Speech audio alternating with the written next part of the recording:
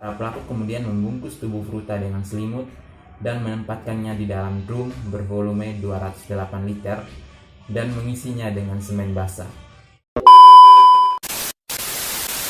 Halo kawan-kawan, salam jumpa lagi bersama saya Filler Villain. Oke, di video kali ini saya tidak membuat video reaction, tapi saya buat retell story tentang Junko Fruta. Dan saya harap kalian bisa menikmati video ini dan bisa menyimak cerita yang saya bawakan ini. Oke, kita langsung saja. Siapa yang tidak mengenal Junko Furuta? Mendengar nama ini, pikiran kita langsung kembali ke tahun 1988, di mana Junko Furuta diculik dan dianiaya oleh Miyano. Kisah ini berawal ketika Miyano tertarik pada kecantikan yang dimiliki oleh Junko. Hal ini berbanding terbalik dengan sikapnya, di mana Miyano menyukai wanita-wanita yang suka memakai narkoba dan mabuk. Sikap itu berbanding terbalik dengan sikap Furuta. Pada suatu hari, Miyano menyatakan cintanya pada Furuta, namun Furuta menolaknya. Tentu saja hal itu membuat Miyano marah, karena dia sangat ditakuti di sekolahnya dan semua keinginannya tidak boleh ditolak. Penganiayaan pada Furuta pun dimulai. Pada malam hari pukul 8.30, tanggal 25 November 1988, Furuta pulang dari kerja paruh waktunya dengan menaiki sepeda. Sayangnya saat itu Miyato dan Nobuhiro Minato, kawannya, sedang berkeliaran di Misato untuk merampok dan mencari wanita lokal. Mereka kemudian melihat Furuta yang mengendarai sepeda.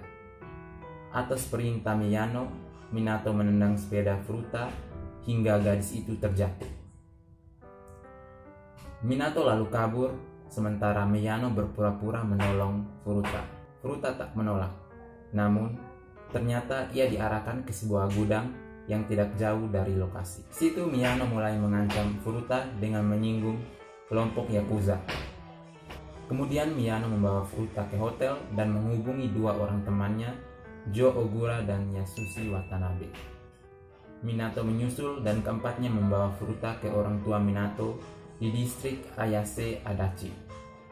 Mereka mengancam Furuta akan membunuh keluarganya jika dia berusaha kabur. Sebagai orang tua, tentu cemas karena anak mereka belum pulang, dan pada tanggal 27 November, orang tua Furuta menelpon pihak kepolisian untuk mencari Furuta. Hal ini diketahui oleh Miyano, dan dia memaksa Furuta untuk menelpon kedua orang tuanya agar tidak mencarinya karena dia sedang menginap di rumah temannya. Berbagai penganiayaan yang melewati batas dialami oleh Furuta selama 40 hari di rumah Minato dengan kejam. Furuta dibuat kelaparan dan mereka memaksanya memakan kecoa. Pada Desember 1988, setelah 1 bulan berada dalam penyekapan, Furuta mencoba menelpon pihak kepolisian. Upayanya gagal karena diketahui oleh Miyano. Furuta kemudian disiksa dengan kejam. Furuta tak sanggup lagi dengan semua siksaan itu, sampai ia meminta agar dirinya dibunuh saja agar penderitaannya berakhir. Namun para pelaku menolak dan malah memaksanya tidur di balkon, padahal saat itu musim dingin. Memasuki Januari, penyiksaan demi penyiksaan membuat kondisi fisik Furuta berubah. Wajahnya membengkak dan luka-luka di tubuhnya mulai membusuk. Para pelaku kehilangan nafsu bejatnya dan sempat mencari korban lain untuk diperkosa meski tidak disekap seperti Furuta. Pada 4 Januari 1989, para pelaku melakukan siksaan lagi. Mereka memukuli Furuta dengan barbel dan menendang dan meninju perutnya, dan meletakkan kedua lilin pendek di atas kelopak matanya. Furuta akhirnya meninggal setelah 2 jam penyiksaan. Takut tertangkap polisi, para pelaku kemudian membungkus tubuh Furuta dengan selimut dan menempatkannya di dalam drum bervolume 208 liter dan mengisinya dengan semen basah. Pada pukul 8 malam, mereka membawa drum ke sebuah daerah bernama Koto di Tokyo, kemudian membuangnya ke dalam truk semen. Akhirnya pada akhir Januari, beberapa pelaku ditangkap atas dugaan pemerkosaan gadis lain. Pada 29 Maret 1989, setelah diinterogasi, mereka mengakui penganiayaan yang mereka lakukan terhadap Furuta.